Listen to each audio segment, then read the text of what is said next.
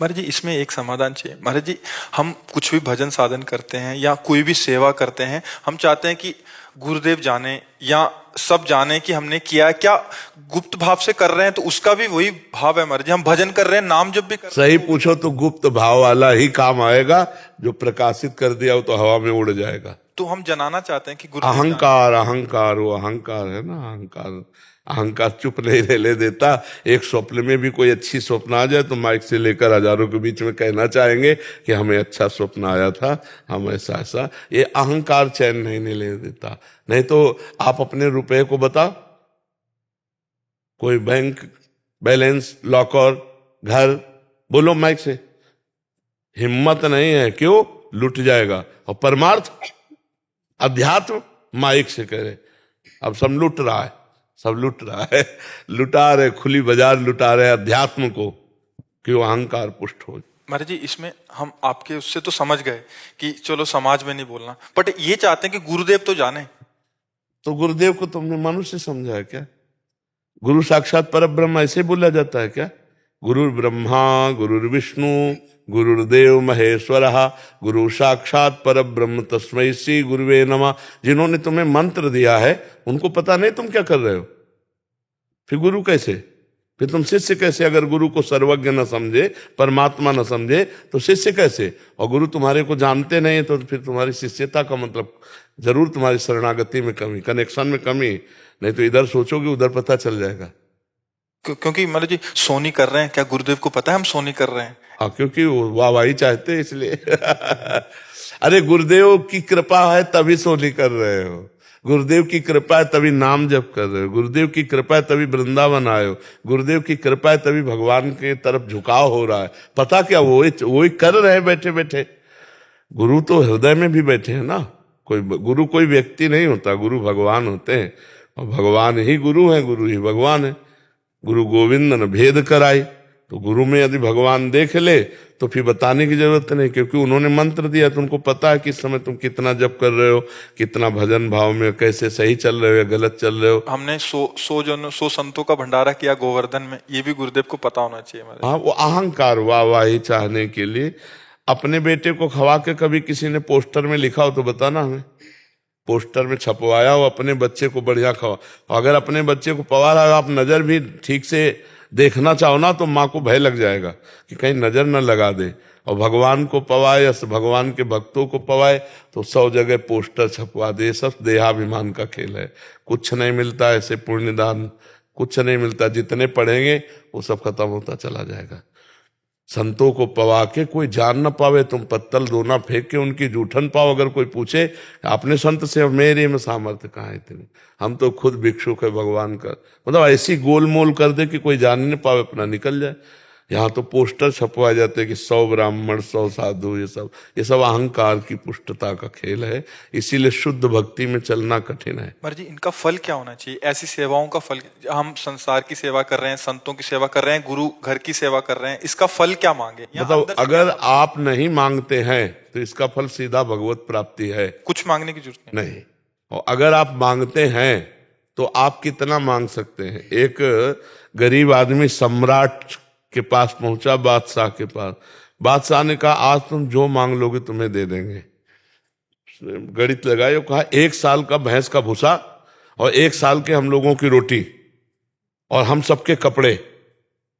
बादशाह ने कहा तुम किससे मांग रहे हो? चक्रवर्ती सम्राट बादशाह से मांग। बोले हुजूर इससे ज्यादा मांगने की हमारी ताकत ही नहीं है। समझ रहे? हम भूसा ही मांग सकते हैं, हम अपने शरीर की बात ये नहीं कह सकते कि हुजूर आजीवन भर की व्यवस्था कर दो। ऐसा भी तो हो सकता है ना। तो एक गांव का गांव दे सकता है, चक्रवर्ती सम्राट है। तो हमें मांगना भी नहीं आता तो हम क्या करें? मांगना भी भगवान के ऊपर छोड़ दे कि हमें पता नहीं कि क्या हम मांगे, तो आप ही दे दो जो आपको अच्छा लगे। तो वो जब देंगे तो शुद्ध ज्ञान, शुद्ध भक्ति, शुद्ध प्रेम देंगे। तो हमें लगता है भगवान के ऊपर छोड़ दे। और एक खान पान विभाग व्यवस्था, ये तो भजन करने वालों के ब्याज में होती है। मूल तो बैंक में जमा होता है, मूल में बट्टा नहीं लगता, ब्याज में ये सब होता है। यश वैभव कीर्ति नमस्कार प्रणाम ये सब ब्याज में हो रहा है। अरे भजन कोई छोटी मोटी चीज है? पर लोग ये भजन भी छुपाना नहीं जानते। ये भजन जितना छुपेगा उतना बढ़ेगा और जितना छपेगा उतने नष्ट हो जाएगा। ये बात समझो। अगर आप किसी को चुपचाप ऐसे कोई जान न पावे 1000 रुपया दो, फिर आपके अंदर देखो एक वो होगा अहम, यार ये किसी से तो कहे। तो बोले सुनो, वृंदावन गए थे, कहा जाता गुप्त दान करो, हमने चुपचाप मुट्ठी में दिया, और ये बात 50 को बताएगा और कह रहा है गुप्त दान दिया, और फिर क्या कहेगा? देखो, कहना नहीं किसी से। अब यही बात 50 को कहेगा और कहेगा हमने गुप्त दान दिया। अब ये है मूर्खता कि गुप्त को स्वयं प्रकाशित कर रहा है। अपने जो पुण्य बल है, पुण्य बल और पाप दोनों कहने से क्षीण हो जाते हैं, पाप भी क्षीण हो जाते हैं। जैसे तुम्हारी कोई निंदा करने लगे, तुम सभा में, महाभागवतों की सभा में स्वीकार करो कि मेरे से, तो क्षीण हो जाएगा। ऐसे पुण्य स्वीकार कर लो तो वो क्षीण हो जाएगा। एक बार महाराज ययाति, महाभारत की कथा है, स्वर्ग में विराजमान थे, तो उनका सब जितने भी यहां से जाते हैं स्वर्ग जाएंगे तो उनको एक माला पहनाया जाता है। जिस दिन वो माला मुरझाने लगे तो समझ लेगा कि खोपड़ी के बल उसको गिरना पड़ेगा।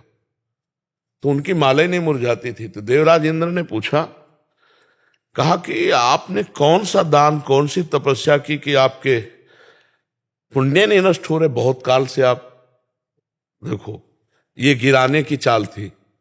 तो उनका आज तक कोई ऐसा तपस्वी नहीं हुआ जैसा मैंने दान दिया। अब वो शुरू हो गए, मैं बस माला कुमला गया। सोई कहा, जाओ सर के बल नीचे गिरो, तुम्हारे सारे पुण्य खत्म हो गए। क्यों? क्योंकि तुमने ऐसा कह दिया। आज तक कोई ऐसा तपस्वी नहीं हुआ, सब तपस्वियों की मर्यादा को नष्ट कर दिया। और तुमने कहा ऐसा दानी नहीं हो, तो बड़े बड़े दानियों के तुम्हारा सारा सुकृत मुंह से कहने के कारण नष्ट हो गया।